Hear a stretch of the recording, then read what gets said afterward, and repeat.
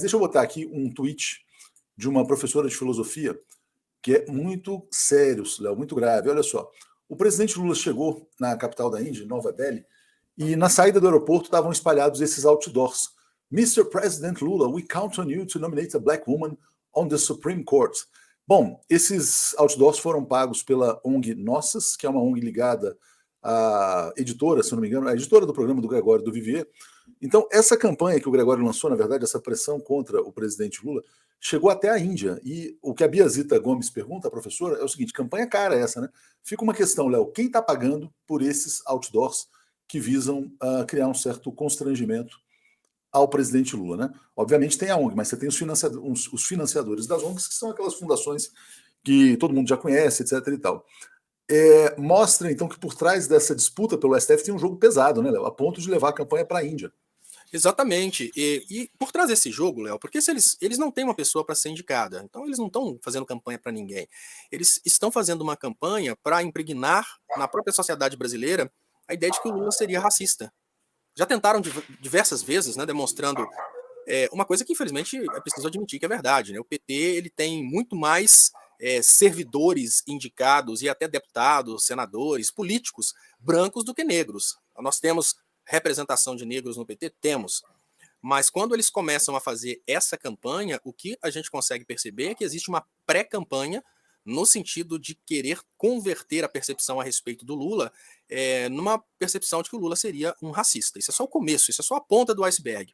Depois da indicação, a gente vai ter certamente uma outra campanha, né, falando que no fundo, o Lula é um grande racista e que o Bolsonaro não era racista, mas o Lula sim é racista. Então é o começo de uma nova campanha dessas aí de fora Dilma, fora PT, né? Só que agora o que você falava de fora Dilma, fora PT, vai ser fora Lula, fora PT, né?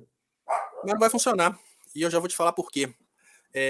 Não vai funcionar porque a sociedade brasileira, assim, tirando aquele 1% de politizados, esse tema não tem apelo na sociedade brasileira. Eu já até falo para o estrategista, que provavelmente deve ser um estrategista de fora do Brasil que está tentando fazer isso, você está perdendo seu tempo, sabe por quê?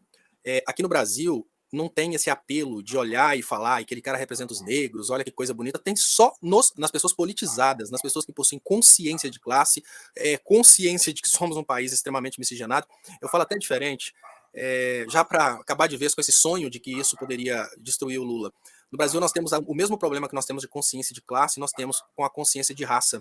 Tem muitas pessoas no Brasil, e eu peço desculpas por falar isso, que eu sei que é uma coisa muito profunda, mas tem muitas pessoas no Brasil que são pardas ou negras e elas não lutam pelos pardos e negros, mas lutam para serem reconhecidas pelos brancos, e elas nem se identificam como pardos e negros. A pessoa, o negro, então, quando ele fica um pouco mais rico, ele começa a se sentir como sendo um branco num corpo de negro. Eu estou sendo racista por falar isso? Não.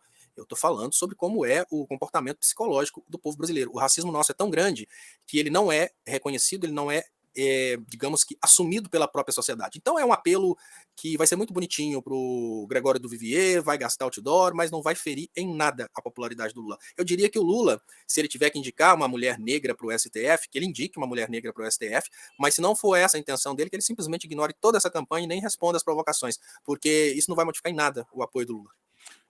Eu acho que o Lula também não vai responder, não, mas tem um comentário que foi feito pelo Irlan Iglesias, Léo. Ele falou assim: as ONGs devem ser expulsas do país. Você iria a esse grau de radicalismo, a ponto de defender a expulsão das ONGs? Olha, merecimento tem. Nós temos na história do Brasil, nós temos casos aí de ONGs explorando minerais, né, riquezas biológicas dentro do Brasil, isso há século, vamos falar assim, ONGs que estão aqui escondidas por trás de ONGs humanitárias, nós temos geólogos, biólogos, então a maioria dessas ONGs são grandes engodos.